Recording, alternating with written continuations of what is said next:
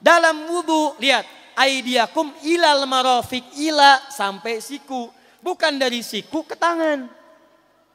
Jadi saat kita mengambil air wudu, ambil airnya, tumpahkan dari sini ilal marafiq sampai ke siku ke sini. Makanya kalau wudu Anda benar, coba ingat-ingat, siapa korban dari lisan Anda yang tajam itu? Apakah ibu Anda yang pernah menangis karena lisan Anda? Apakah ayah Anda yang kecewa karena kalimat-kalimat Anda? Apakah tetangga Anda yang menjauhi Anda karena kata-kata kotor Anda? Kalau tiap hari Anda wudu, tapi kemudian lisan Anda masih kotor juga, ada yang salah, Anda cuma menghabiskan air untuk menghilangkan kotoran di lisan.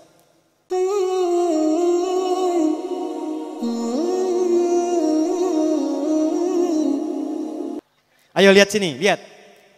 Kata Nabi kalau salatnya ingin sempurna dimulai dari wudu.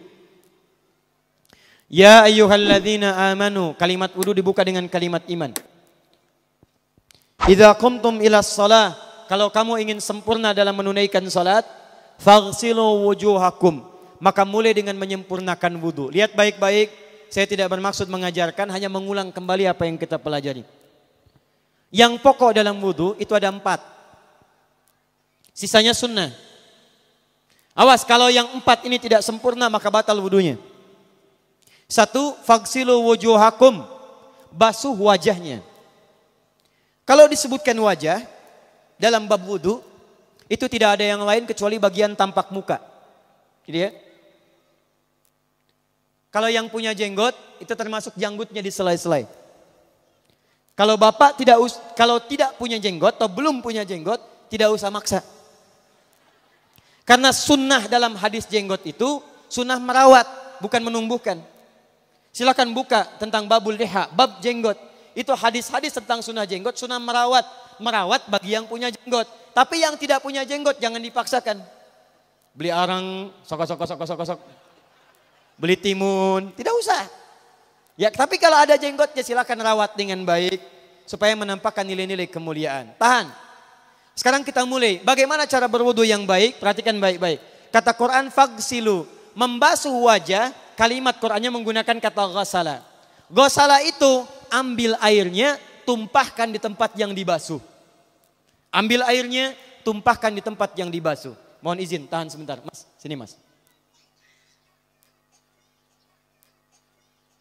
Punten ya, yang kan bantosan, kadia sekedap. Sifat wudu cuma ada 3. 1, pakai keran. 2, pakai gayung. 3, air yang mengalir. Ya, seperti di sungai ada air mengalir itu nggak ada masalah. Tapi kalau menggunakan gayung atau semisalnya, Nabi itu diriwayatkan dalam hadis itu sangat menghemat air. Bahkan pernah beliau kemudian berwudu, kalau kita kemudian hitung itu hanya sejumlah Pak, seaqua gelas Pak, cukup. Atau yang kedua menggunakan keran ya. Kalau sekarang kita ada keran, contoh ini kerannya. Ya. Kerannya agak tinggi sedikit. Dan kita sesuaikan. Ambil airnya. Misal contoh, ghasala itu bukan ditumpahkan, ambil air, tumpahkan di tempat yang akan dibasuh begini. Yang telunjuk itu kemudian menghapus atau menghilangkan kotoran di sela-sela mata, contoh. Yang jempol menghilangkan kotoran di sela-sela telinga bagian belakang di sini. Ya. Kalau misalnya saya mulai ambil airnya, kemudian saya tumpahkan di sini. Yang telunjuk membersihkan di jari-jari di sini, di sela-sela mata. Yang jempol kemudian membersihkan di sela-sela di bawah telinga sini. Kemudian di selesai. 1. Tahan sebentar ya, ini praktek dulu sebentar. 2. Wa aidiakum ilal marafiq, ini yang sering keliru. Dan tangan sampai siku. Ingat, tangan bahasa Arabnya yadun. Tapi dalam ibadah itu selalu diberikan batas. Misal, ini kafun. Ini asabi'. Ini sampai sini rusghun. Sampai sini, Bapak Ibu sekalian, ini namanya mirfaq, jamannya marafiq. Sampai sini katif. Dari sini ke sini itu yad, tangan. Dalam bab salat, bab wudu, bab ibadah, tidak pernah Al-Quran dan hadis menyebutkan tangan kecuali diberikan batasnya. Contoh, kita saat akan takbir, Allahu Akbar. Lihat An-Nasai nomor hadis 886. Kata Nabi, fawado'a kaffahul yumna. Maka orang sholat itu meletakkan telapak tangan yang kanannya alal yusra, di punggung yang kirinya. Jadi begitu takbir, Allahu Akbar, yang kanan meletakkan di punggung kiri. Apa batas meletakkannya? Cuman sampai 3. 1, yang telapak ke punggung begini, jadi boleh begini. Yang kedua, pergelangan ketemu pergelangan begini. Rusgun ala rusgin. Jadi begitu takbir, Allahu Akbar, ini boleh. Tapi nggak usah diukur Pak ya, jangan telat. Allah, pas cepat. Boleh nanti lebih sedikit ke sini. Yang tidak boleh, awas ini dilarang dalam hadis. Yang tidak boleh kata Nabi, jangan engkau bersedekap seperti orang sombong.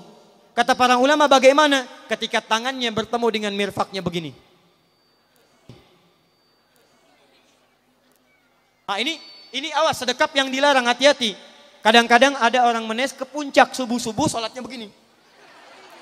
Ya, awas nih. Cuman 3 kalau tidak begini, begini atau begini. Dan saat mengangkat itu cepat Pak.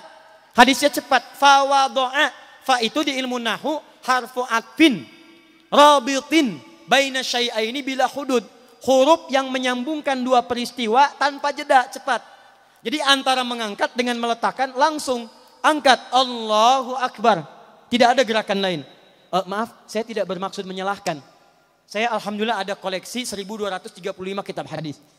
Saya mencari gerakan dari ngangkat ke meletakkan begini, tidak menemukan gerakan lain.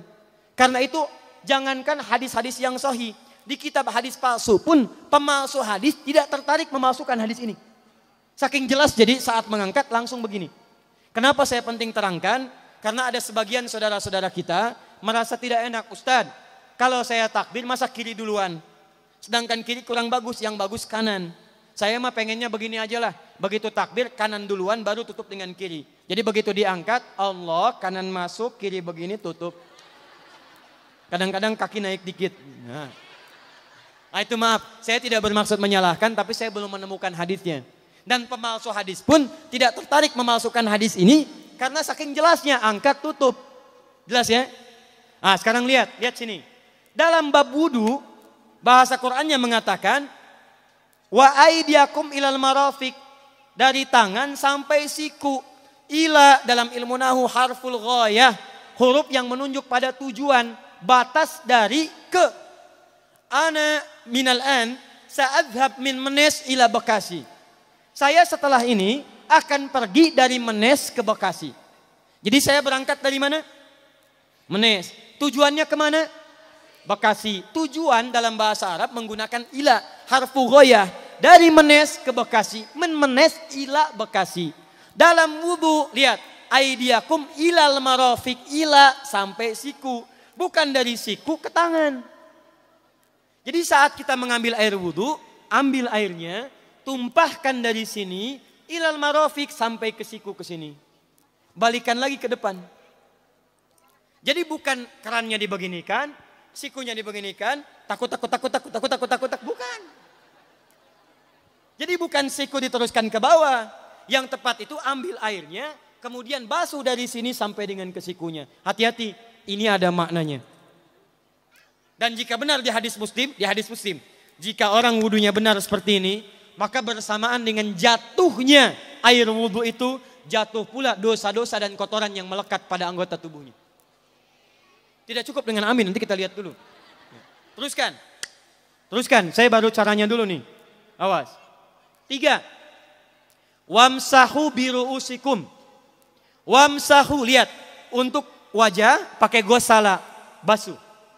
Tangan gosala, basuh. Tapi ketika berpindah pada yang ketiga, wamsahu, berubah jadi masaha. Tahan sebentar ya. Cik calik kelecep, calik. Duduk sini aja. Lihat sini. Ya, pilih. Duduk di sini atau ngapus. Sudahlah. Datang sendiri, nulis sendiri, ngapus sendiri, luar biasa. Cuman di Menes ini. Ini awas, ini penting ini Bu ya, penting. Saking pentingnya, susah dihapusnya tuh. Dah sini aja, masaha. Sudah. Masaha artinya mengusap. Kalau yang tadi membasuh, kalau masaha mengusap. Jadi yang ketiga ini tidak usah dibasuh. Jangan tumpahkan air di tempatnya, tumpahkan airnya kemudian usap tempatnya. Pertama, wamsahu biru'usikum. Masya Allah, kata Allah bagian ketiga usap kepalanya. Awas, hati-hati. Tangan selesai pindah, pindah kemana? Bukan ke rambut tapi kepala. Kepala. Jadi dalam bab wudu yang diusap bukan rambutnya, kepalanya. Itulah keadilan Allah. Kalau yang diusap kepalanya, semua manusia yang hidup pasti punya kepala. Tapi kalau yang diusap rambutnya ada ketidakadilan karena tidak semua orang punya kepala, punya rambut. Tuh. Nah sekarang lihat sini. Ketika kita diminta mengusap kepala, bahasanya masaha. Masaha itu begini. Ini saya punten. Bismillah. Ini ya. Ambil airnya, tumpahkan, baru kemudian diusapkan ke kepalanya. Paham ya? Kalau yang gosala, ambil, tumpahkan di tempat yang akan dibasuh. Tapi kalau masaha, hati-hati. Ambil airnya, tumpahkan, baru diusap. Jadi bukan diambil air, tumpahkan di kepala begini. Paham? Ah, tahan sebentar.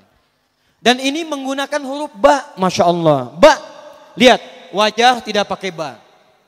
Tangan tidak pakai ba. Tapi khusus untuk kepala pakai ba. Wamsahu bi. Huruf ba dalam ilmu nahu. Coba dibuka yang suka ngaji. Buka kitab Bughnil Labib an Kutubil A'arib. Halaman 29 sampai dengan 59. Di situ ada penjelasan karya Ibnu Hisham Al-Ansari. Ibnu Hisham Al-Ansari. Itu ada penjelasan tentang makna huruf ba. Huruf ba itu punya 14 arti dalam bahasa Arab. Ada ilsaq, ada istighraq, ada muhabah, ada ba li tab'id. Ba li tab'id dibagi dua. Tab'id ma'al hudud wa tab'id bila hudud. Ini informasi saja, Pak. Bahasa Arab itu luar biasa. Ada mahasiswa kita orang Indonesia belajar di Kairo di Mesir di Al-Azhar. Ngambil S3. Bahasannya nulis disertasi, bahasanya tentang makna huruf ba di ayat wudu. Wamsahu biru'usikum. Dibahas, hanya membahas huruf ba, Pak, satu huruf itu dapat doktor, dapat S3. Ayo silahkan yang belum S3. Ada huruf ta, ada huruf fa, ada huruf jim sampai huruf ya. Masih banyak tuh. Nah yang ba ini, ba, kenapa pakai ba? Kata para ulama dari huruf ba yang 14 ini ada 3 makna yang diterapkan dalam ayat wudu. Satu istighraq. Istighraq itu membasuh keseluruhan. Jadi kalau kita ingin wudu, ambil airnya tumpahkan, basuh keseluruhan dari depan sampai ke belakang begini. Balikan lagi. Yang kedua, at-tab'id ma'at tahdid. Sebagian tapi dengan batas. Kata Imam Asy-Syafi'i, di mana batasnya ubun-ubun? Diboleh kalau kita mau wudu, misalnya ibu tidak bisa membasuh keseluruhan. Sedang pakai kerudung misalnya, jilbab nggak bisa dibuka. Tempat wudunya terbuka. Anda tinggal ambil air wudu, kemudian tumpahkan sedikit, boleh diusapkan bagian kepala sampai ubun-ubun. Sah wudunya. 3. At-tab'id min duni tahdid. Sepanjang disebut bagian kepala. Masuk kepala nggak ada batas. Ini kepala bukan? Ini kepala? Ini kepala? Nah, jadi kalau Anda berwudu mengusap bagian kepala, itu sudah sah. Walaupun bagian tertentu diusap di kepalanya. Kapan ini dipraktikkan? Kata Imam Malik, kata Imam Abu Hanifah, ini dipraktikkan kalau seorang memiliki satu sakit di kepalanya yang tidak memungkinkan dibasuh keseluruhan. Misal, mohon maaf. Ya, ada orang misalnya, mohon maaf ya, tiba-tiba sedang jalan di kebun, tuh jatuh duren. Bu. Anak duren ya, jangan durennya yang besar. Tiba-tiba nimpa misalnya. Duren teh bahasa rangatnya kadu, Bu, ya. Kadupak, kaduhung, ya, dan seterusnya. Kadu. Nah, nimpa kepalanya, bocor misalnya. Kemudian dalam bocor itu diperban, kata dokter tidak boleh kena air. Saat bagian kepala yang tidak boleh kena air itu bukan berarti wudunya kemudian bisa batal atau boleh tayamum karena tidak bisa mengusap kepala. Kata para ulama, boleh dia mengusap bagian kepala yang lain yang tidak terluka. Itulah kenapa Allah memberikan huruf ba di sini untuk kemudahan bagi kita dalam menunaikan wudu. Tapi pastinya yang dibasuh kepalanya bukan rambutnya. Jadi kalau ada laki-laki sudah dandan, sisiran, rapi, tiba-tiba keran dibuka, yang diusap cuma rambutnya, ulak. Nah, itu batal wudunya. Tidak sah. Harus diulang. Terakhir kaki. Kaki dibasuh sampai dengan bagian mata kakinya, dan ini tidak perlu saya terangkan karena mudah bagi kita untuk mempraktekannya. Tapi yang ingin saya jelaskan satu ini saja. Perhatikan baik-baik. Yang 4 ini wajib wudu. Tambahannya sunnah. Niat dimasukkan dalam wajibnya. Lihat sini, kumur-kumur sunnah. Telinga sunnah. Istinsyak sunnah. Yang 4 ini wajib. Tapi terlepas dari wajib dan sunnahnya, perhatikan baik-baik. Kenapa ini disebut dengan wudu? Dan hebatnya Al-Quran mengistilahkannya dengan tohara. Tohara. Apa itu tohara? Apa itu suci? Tohara. Apa itu tohara? Suci. Apa itu suci? Tohara. Ada tohara, ada nadhafah, itu beda. Kalau nadhafah, bersih luarnya, tapi belum tentu bersih dalamnya. Bisa jadi luarnya bersih tapi dalamnya najis. Misal, hewan yang paling najis apa? Yang haram. Misal hewan tadi itu, hewan babi misalnya. Misal, dibersihkan, dimandikan, disisir. Sampai bersih. Bersih tidak? Bersih. Bersih. Tapi halal tidak? Suci tidak? Tidak. Al-khinziru nadhifun walakinnahu ghairu tahir. Babinya bisa bersih tapi tetap tidak halal, tidak suci dia. Tetap haram, tetap najis. Paham? Tapi kalau bersih luarnya dan suci dalamnya, maka kalimatnya berubah dari nadhafah jadi tohara. Tohara. Orangnya disebut dengan tahir. Kalau rajin dikerjakan disebut dengan mutatahhir. Wudu dalam Quran disebut dengan tohara. Seakan-akan memberikan pesan, maaf, orang yang wudu itu bukan hanya bersih fisik luarnya saja. Jadi kalau orang wudunya bersih, bukan cuma wajahnya yang bersih. Kalau wudunya benar, bukan kotoran di tangan saja yang hilang. Tapi mohon maaf, fisik dalamnya itu ikut suci. Fungsi tangannya jadi bersih, fungsi wajahnya jadi bagus, fungsi lisannya jadi bagus. Makanya kata Nabi, kalau orang benar wudunya bersamaan dengan air wudu yang menetes, maka tumpahlah kotoran-kotoran di bagian fisik-fisik tubuhnya.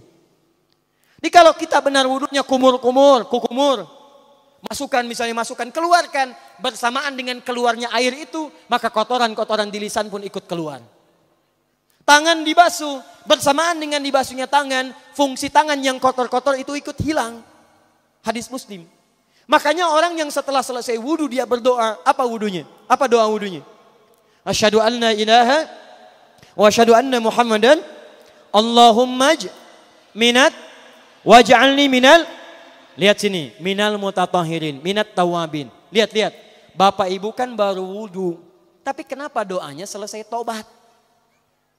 Allahumma ja'alni minat tawabin. Ya Allah, jadikan saya termasuk orang tobat. Kita kan baru wudu, kenapa doanya baru selesai tobat? Sedangkan tobat itu mengakui kesalahan, menyesali kesalahan, dan berjanji meninggalkan yang salah, mengganti dengan yang baik-baik. Makanya kalau orang wudunya benar itu, begitu dia kumur-kumur, dia ingat kesalahan apa yang dikerjakan oleh lisan ini. Jadi begitu kemudian ditumpahkan airnya, hilang kotorannya. Maaf, yang suka mencela wudu, selesai wudu tidak akan mencela lagi karena tobat dari celaan. Makanya kalau wudu Anda benar, coba ingat-ingat, siapa korban dari lisan Anda yang tajam itu? Apakah ibu Anda yang pernah menangis karena lisan Anda? Apakah ayah Anda yang kecewa karena kalimat-kalimat Anda? Apakah tetangga Anda yang menjauhi Anda karena kata-kata kotor Anda? Kalau tiap hari Anda wudu, tapi kemudian lisan Anda masih kotor juga, ada yang salah, Anda cuma menghabiskan air untuk menghilangkan kotoran di lisan. Itu tanda pertama. Tangan basuh. Makanya orang yang wudunya benar, tangannya tidak akan berbuat yang kotor lagi sampai ke ujung kakinya. Karena itulah ibadah ini disebut dengan wudu, seakar dengan kata dau. Kata para ulama, mereka sebagian mengatakan dau artinya cahaya, dau artinya sinar, dau artinya al-husnu, baik budi pekerti. Kalau orang benar wudunya, bertambah sinar di tangannya, sinar di wajahnya, sinar di lisannya. Apa sinar itu? Di dunia sinar-sinar amaliyah kebaikan, sifat-sifat baik, di akhirat pancaran-pancaran kemuliaan. Satud'a ummati yaumal qiyamati ghurral muhajjalin. Akan dipanggil umatku di hari kiamat dengan banyak cahaya melekat di tubuhnya. Tangannya ada cahaya, matanya ada cahaya, wajahnya bercahaya, kakinya bercahaya. Cahaya apa itu? Kata Nabi, min atharil wudu, dari bekas wudunya. Jadi kalau kita benar wudunya, itu kita jadi orang baik. Ada cahaya kebaikan dalam diri kita. Itu yang disebut dengan tawabin. Makanya kalau bapak ibu tiap hari wudu, Allahumma ja'alni minat tawabin. Tapi mulut tidak tobat, tangan tidak tobat, kaki tidak tobat, ada yang salah dengan wudunya.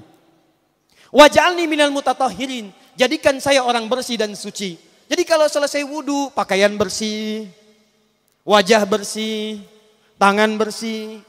Ini pakaian bersih, pakai jas, pakai dasi, tapi tangan tidak bersih, korupsi juga, mencuri juga, menipu juga, ada yang salah dalam wudunya. Kalau kita bisa mengerjakan wudu ini dengan baik, maka naik status kita.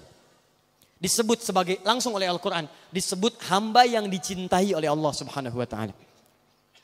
Di Quran surah kedua Al-Baqarah ayat 222. Saya tutup. Lihat ayatnya. Di ujung ayatnya. Innallaha yuhibbut tawwabina wa yuhibbul mutatahhirin. Sungguh Allah akan sangat mencintai orang-orang yang taubat dan orang-orang yang terbiasa untuk bersuci. Kita selesai wudu mengatakan Allahumma ja'alni minat tawabin waj'alni minal mutatahhirin. Dijawab oleh Allah, innallaha yuhibbut tawabin wa yuhibbul mutatahhirin. Karena itulah orang yang rajin wudu adalah orang-orang yang dicintai oleh Allah Subhanahu wa taala. Jadi kalau Bapak Ibu, maaf ya, sekarang cek.